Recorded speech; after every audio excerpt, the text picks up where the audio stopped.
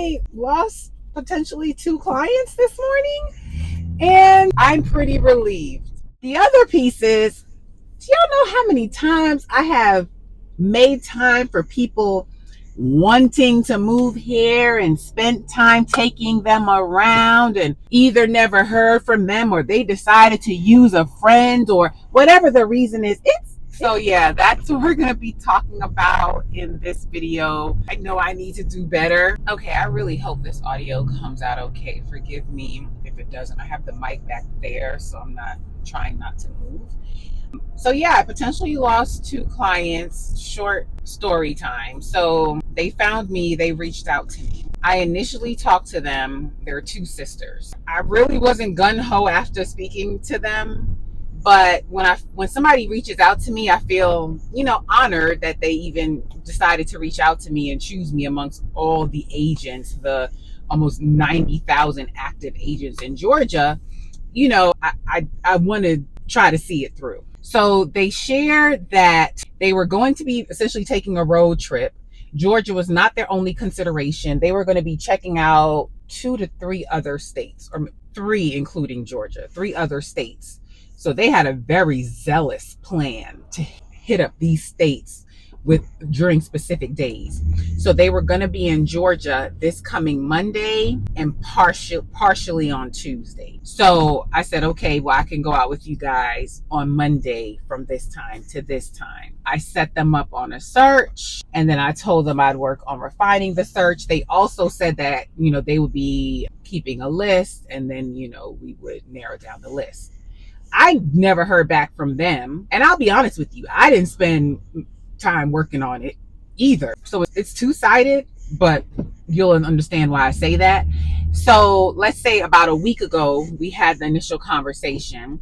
So yesterday, today's Friday, yesterday I sent out an email. I said, hey, are we still on for Monday? Because I know I need to prepare and kind of line up whatever we're going to get out and see on Monday. This morning, they responded back, and she was really nice. And she essentially said that they didn't hear from me.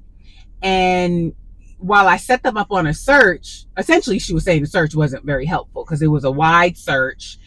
It was sending them all these properties that really wasn't targeted to what they wanted to see. The other piece to that is they kept saying they want to see master plan communities. What they were saying they wanted really wasn't matching. It wasn't really registering. And I think they're going to figure that out when they get here, because they're saying they want something. What they want isn't really, it really wasn't making sense. And I know it's not just me, because I talked to another agent, an on-site agent, and she was like, well, what do they mean by that? And then I told it to her, it's pretty much in an HOA. It's pretty much what they're looking for. And then their price point is not going to allow them to get all the bells and whistles that they're thinking is coming with the terms master plan community. So it was, yeah. In addition, this overzealous road trip that they're taking, which more power to them if they want to do it. From an agent perspective, saying that I'm going to give time, energy to these potential clients where they're not even sure if they're moving to Georgia. On one hand, you could say, well, they could be potential clients, give them the time, which I was going to do. I just wasn't going to be investing a ton of time beforehand. Had they said, yes, we're coming in town, I would have spent this weekend lining things up for them. But the other piece is, do y'all know how many times I have made time for people wanting to move here and spent time taking them around and either never heard from them or they decided to use a friend or whatever the reason is? I've had more instances of it not working out in the long run than it has. So yeah, that's why I include in my relocation guide that people should come in town and do their own due diligence, do their own looking around. And when they're sure that they want to move to Georgia, then reach out to an agent, and then you start the ball rolling. Like their first visit doesn't need to be with an agent.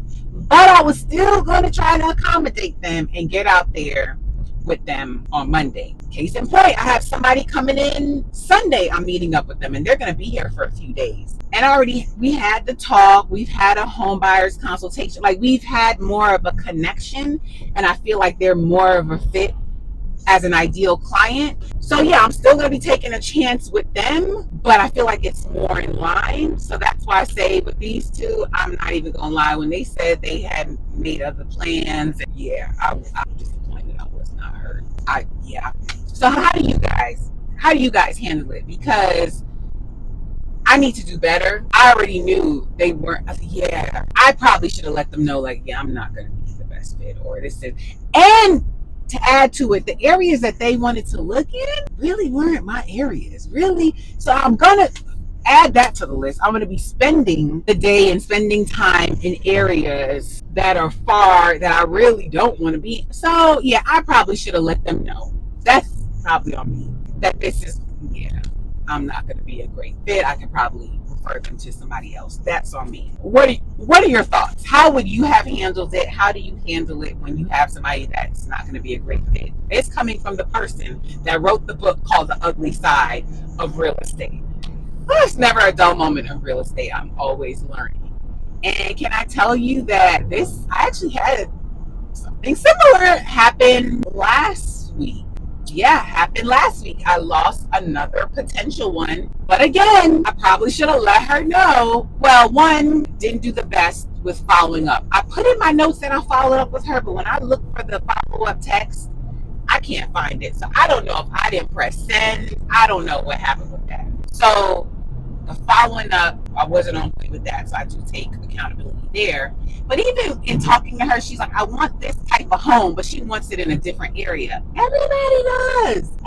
It's a reason why that type of home is that price in that area. So I have to do better with either communicating in a very nice way that what they're looking for is unrealistic, because then they're thinking it's me and what I'm sending them. I'm not sending them the right stuff. No, what I'm sending you is what's available and what exists. Yeah, you guys chime in. Let me know how you guys are handling it. So yeah, that's it for today's video. I just wanted to share that with you. So I lost potential clients, but if you haven't seen this short, which I'll include this short, honesty time. Like, I'm at the point in business where I want to grow, but I also want peace. In business, they tell you to keep following up, but are they not responding? Because God, that's not who I'm supposed to be working with. I wrote a whole book called The Ugly Side of Real Estate. Like, I know all money is not good money.